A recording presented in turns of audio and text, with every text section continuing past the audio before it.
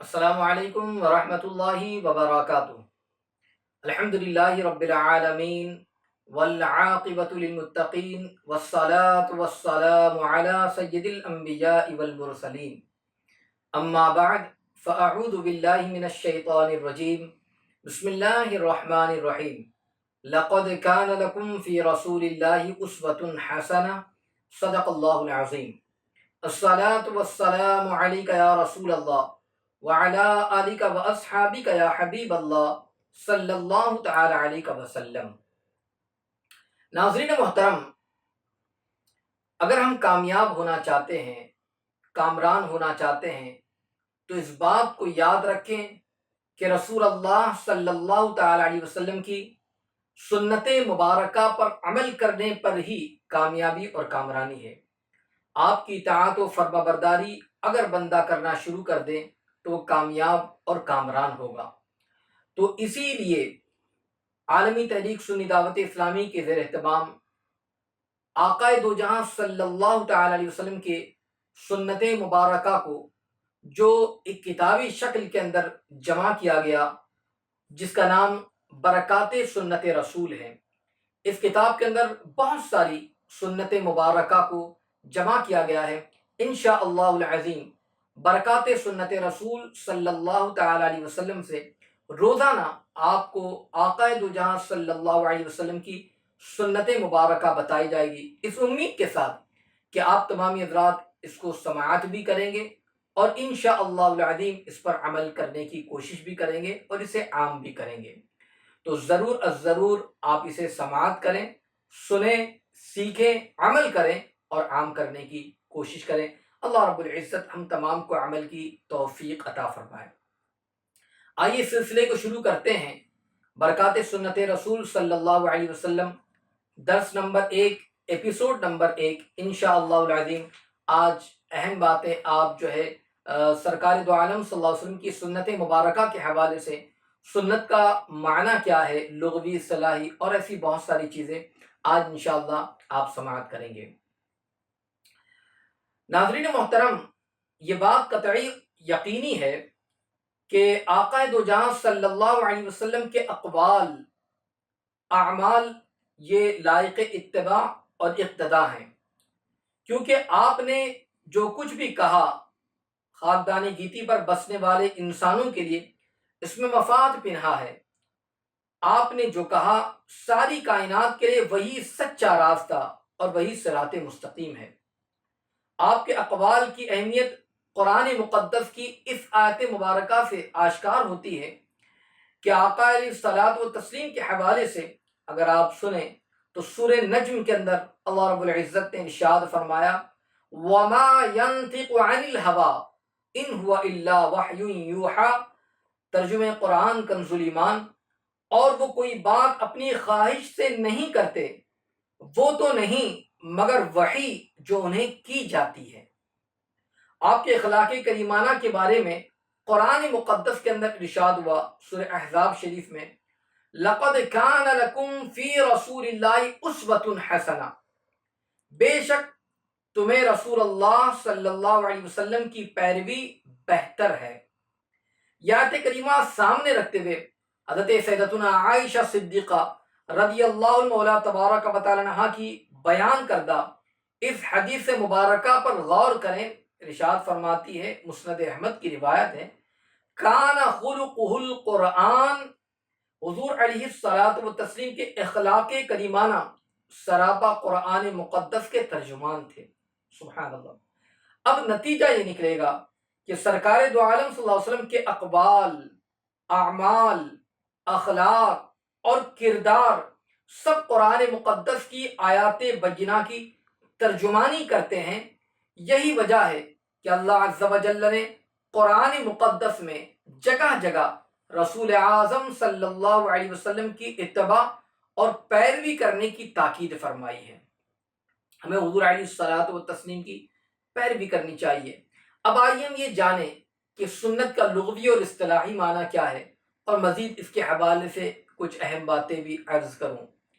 سنت کا لغوی معنی طریقہ اور عادت ہے، اور اصطلاح میں اس سے مراد سید عالم نور مجسم صلی اللہ علیہ وسلم کا قول، فعل اور تقریر ہے، اسے حدیث بھی کہتے ہیں۔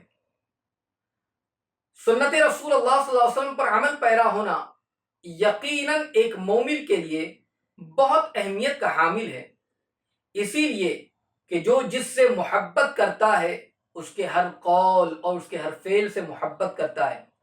اگر ہم حضور رحمت عالم نور مجسم صلی اللہ علیہ وسلم سے محبت کا دعویٰ کرتے ہیں تو لازماً ہم ان کی سنتیں اپنائیں گے اور ہماری عملی زندگی ان کی سنتوں کے سانچے میں ڈھلی ہونی چاہیے۔ اس لیے کہ آپ دیکھیں کہ محبت کی علامت کیا ہے، سب سے پہلے آپ اس کو سماعت کریں۔ محبت کی نشانی، اللہ عز و جل نے قرآن مقدس میں ایک مقام پر ارشاد فرمایا سورہ آل عمران شریف میں، قل ان کنتم تحبون اللہ فاتبعونی یحببکم اللہ ویغفر لکم ذنوبکم۔ ترجمہ، اے محبوب تم فرما دو کہ اے لوگو اگر تم اللہ کو دوست رکھتے ہو تو میرے فرما بردار ہو جاؤ، اللہ تمہیں دوست رکھے گا اور تمہارے گناہ بخش دے گا۔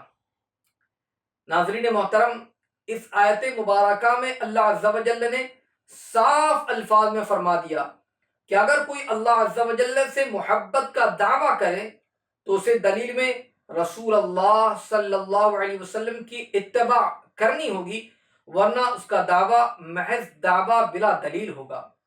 جب تک کہ رسول اللہ صلی اللہ علیہ وسلم کی ادائیں اور آپ کی سنتیں اپنا نہ لی جائیں، اس وقت تک اللہ تبارک و تعالی سے محبت کا دعویٰ کرنے والا اپنے دعوے میں جھوٹا کہلائے گا۔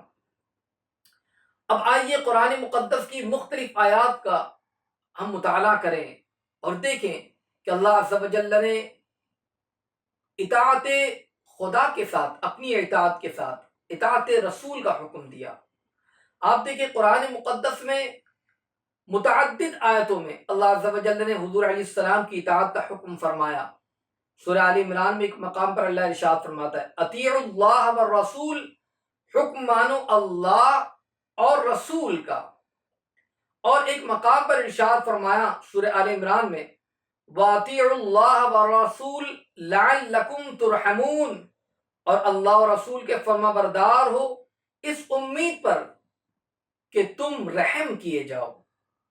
ایک اور مقام پر سورہ نساء میں ارشاد فرمایا، یا ایھا الذین آمنوا اطیعوا اللہ واطیعوا الرسول واولی الامر منکم فإن تنازعتم فی شیء فردوه الی اللہ والرسول۔